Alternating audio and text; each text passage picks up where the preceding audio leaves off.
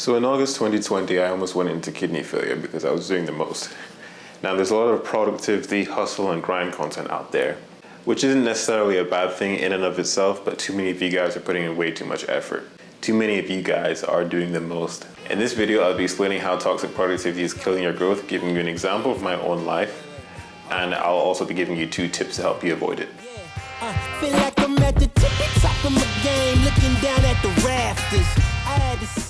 So first of all, we all know toxic productivity can be unhealthy. It can be bad for our physical health. It can be bad for our mental health. Yeah, so you've heard this argument to death, and if that doesn't convince you, if you're a productivity junkie, maybe hearing that toxic productivity is counterproductive, maybe that will convince you. So like I said, in August 2020, I almost went into kidney failure. And to give you a little backstory, basically my first year of uni, I started lifting. I was powerlifting, which is basically a competitive lifting sport. And since then, I don't lift competitively anymore, but I do really enjoy strength training. So I've been training consistently, usually every week for like the past 4 years, apart from last year when the pandemic hit and the UK went into lockdown. So what happened is that, as you know, the UK was in lockdown and the gyms were closed for several months. And because of that, my body wasn't used to any form of extreme physical exertion.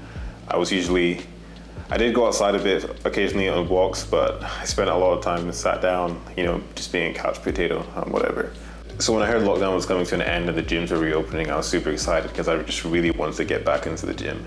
And there was so much advice online saying, guys, don't go to the gym and just hulk out and lift as much weight as possible. Like, ease into it, don't overdo it. Take it easy, because if you go in too hard, you're gonna injure yourself, and it's gonna take you even longer to get back to where you were before. And I heard all this, I was like, okay, I'm gonna take this advice, like, I'll try to ease into it. But what actually happened when I finally got to the gym was that I was just so excited, to be back in the gym, and I really didn't want to start off with super lightweight.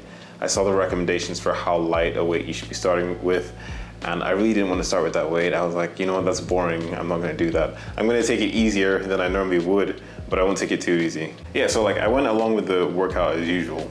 And towards the end of the workout, I was doing some bicep curls.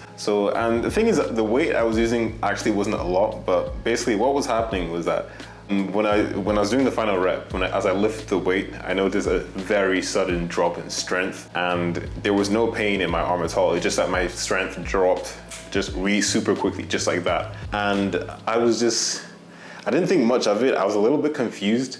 I was like, I don't normally run out of energy that quickly. That's weird. I was like, let me try lifting again. And I was like, okay, no, clearly I've just run out of energy because I can't lift this anymore. So I was like, you know what, let's call it a day here. So I went home. Everything was normal apart from the fact that my arms were slightly bent, but I thought that was normal. Sometimes that just happens after you've had a long workout and your muscles start to pump up. But anyway, the next day I started getting some arm pain. I thought it was just regular muscle soreness. Fast forward the next day and the arm pain had aggravated. So at this point I'm thinking something weird is clearly happening. Well, I wasn't sure, but I started Googling things, as you do. I was like, okay, can't straighten arms after gym. I clicked on, I think I clicked on this Reddit link here, and let me just open it up real quick. Yeah, so I clicked on this Reddit link and I was scrolling through, and I think I saw something about rhabdo. Yeah, I saw this comment about rhabdo, and I was like, what's that? I didn't know what it was. So I Googled it, and if you don't know what rhabdo is, it's short for rhabdomyolysis, and it's essentially just rapid muscle breakdown.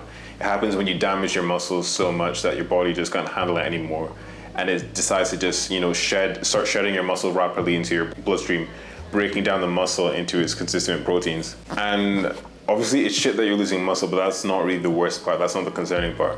The concerning part is that these proteins are super toxic to the kidneys, and in high concentrations, it can do severe kidney damage. You might need dialysis, you might need a kidney transplant. So at this moment, I was like, shit, I have some of the symptoms. Then I was like, you know what, I'm just being paranoid, let's forget about it. Anyway, next morning at 5 a.m., my arms are in excruciating pain. And this is when I start to, more seriously consider, I might have rhabdo. But obviously, I'm not a doctor, so Yeah, so I head straight to the ER just to rule out rhabdo. Yeah, when I get there, the nurse does some tests, and he's like, "Shit, your blood CK levels are through the roof," which basically just means I had an excess amounts of protein in my blood. Like it was the amounts of these proteins I had in my blood were literally off the chart. The doctors explained that they would have to put me in a drip, and I would have to drink a ton of water to basically dilute my blood so that my kidneys aren't overwhelmed by the concentration of protein in my blood. So if you're not squeamish and you want to know what rhabdo looks like, this is what your piss looks like when you have rhabdo. Luckily, my urine didn't get this dark because I kept on top of it. I drank water like a fish. I was drinking like 6 liters a day, and I was getting like 4 liters a day from the drip. So yeah, I kept on top of it, and I didn't let my pee get this dark. But that's basically just to show how serious the condition is. It's really common in earthquake victims and car crash victims. It's just that blunt trauma of getting a muscle crushed, so the muscle is severely damaged. But nowadays it's more and more common to see it in exercise. So I had what you call exercise-induced rhabdomyolysis. And obviously when I first found out about this, it was like there's a little bit of drama. Like I was texting my family to keep updated, and somehow some messages were misinterpreted along the way. My sister thought my kidneys had already failed. My sister was thinking, crap, I'm gonna have to give my brother a kidney because otherwise he might die. Luckily though, I didn't take any kidney damage, and I've recovered since then, and I'm back to my former level of strength. I'm even stronger than I was before. Yeah, but basically the point of that long story was that I was impatient, and I was putting in far more effort than my body could handle, and it basically just gave up. And I know I'm in great health now, but I could have done serious damage to my kidneys because of this. The ironic thing is that part of the reason I pushed myself is because I couldn't be bothered waiting, an extra week or two to get back to my former level of strength. But it ended up taking me 6 to 9 months to get back to where I was before. So not only did I wreck my health by doing the most, it was also clearly very counterproductive. So I guess the moral of the story here is that sometimes you need to take it slow, or life forces you to take it slow. And life's way of forcing you to take it slow could be burnout, anxiety, depression, injury, kidney failure. Really just pick your poison. Or how about you don't pick your poison at all and you just take it slow. So when I gave my story of how I was lifting that dumbbell and I didn't actually think the weight was too heavy, and I didn't actually think I was pushing myself that hard. So when I told you guys about my rhabdo, I said I was curling a dumbbell and I actually didn't think the weight was that heavy. I didn't actually realize I was pushing myself that hard. So that's the funny thing. Sometimes you don't really notice that you're overworking yourself. So how do you know when you're overworking yourself? Well, I'm gonna give you 2 tips. The first tip is to keep track of how you're feeling. I don't mean within just the context of exercise, how you're physically feeling. I mean how you're mentally feeling. If you're feeling super anxious and sad, then your threshold for what is considered a lot of effort is a lot lower than it normally would be. Take me, for example. I come from a large family, so growing up, there were always people around me, and I never really experienced loneliness growing up, so I didn't realize. So I guess, my childhood was pretty much happy days. I generally didn't have a lot of trouble. People have always said I'm a chill person. I've generally just had very little trouble throughout my life. But what I've learned for me personally, since I went to university, is that my personal kryptonite is loneliness. I cannot be lonely, because when I'm lonely, that's rock bottom for me. That is my personal rock bottom, and it makes everything else in my life hard. So I always make sure so whatever it is I'm going through in my life, I always make sure there's someone around me. I always make sure, not that I need someone around me 24/7, because generally I'm actually, quite often I'm pretty introverted. It's just that each day I know I would like to have someone to talk to, just have a little banter, And if I'm lonely, I can't put in too much effort, because it's just that much harder. So you've got to understand what your own kryptonite is, and you've got to know, you've got to keep track of how you're feeling in the moment, and use that to gauge how much effort you think you can put in. Because if you're feeling like shit, the last thing you need to do is heap a lot of pressure on yourself, because before you know it, you're just gonna burn out. So the next tip is to take in all this hustle and grind content online with a pinch of salt. When I was young, I didn't really know what I was gonna do. Now, I don't know about you guys, but I see this kind of stuff in my feed all the time, where it's Elon Musk, Elon Musk works 100 hours a week, and we need to be more like Elon Musk. If you're not working 100 hours a week, you're not working hard enough, and that kind of crap. And honestly, I see shit like this, and it just makes me want to puke.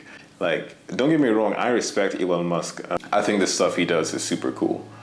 There's nothing wrong with working a 100-hour week if that's what you actually want to do. Like, I've definitely had like my fair share of times in my life where, I felt super passionate about something and I've just spent a load of time working on it. But what I'm trying to say here is that don't feel pressure to meet some ridiculous work ethic or some ridiculous work standard. No one should feel pressured to be productive every single minute of their life. If you decide, like, if you wake up this morning and you decide you want to be productive the whole day, and that's just because you really want to do it and you're having fun with that, then I'm all for that, go for it. I mean, I have those days sometimes where I just feel super productive and I'm like, I literally spend the whole day doing productive. But that's not an everyday thing. And when I do have those days, it's because I want to do it. It's because like I'm literally having fun with it. I'm enjoying it. But I do also have plenty of days where like I just lay in bed, where I wake up and I just lay in bed till like 1 o'clock in the afternoon just because I feel like it.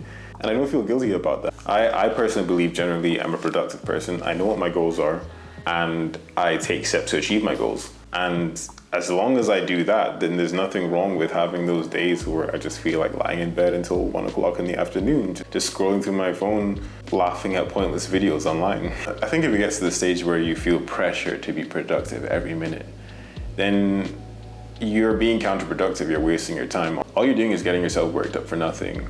I think if you are getting to the point where you feel like you have to be productive every minute and you're getting anxious over it, then it's counterproductive. There's no point.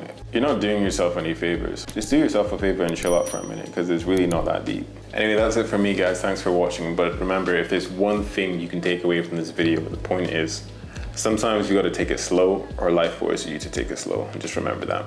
Thanks for watching, guys. Bye. Feel like I'm at the tippy top of my game, looking down at the rafters. I had to son these boys, can't leave them bastards. A lot of dudes, just some undercover actress. I don't fall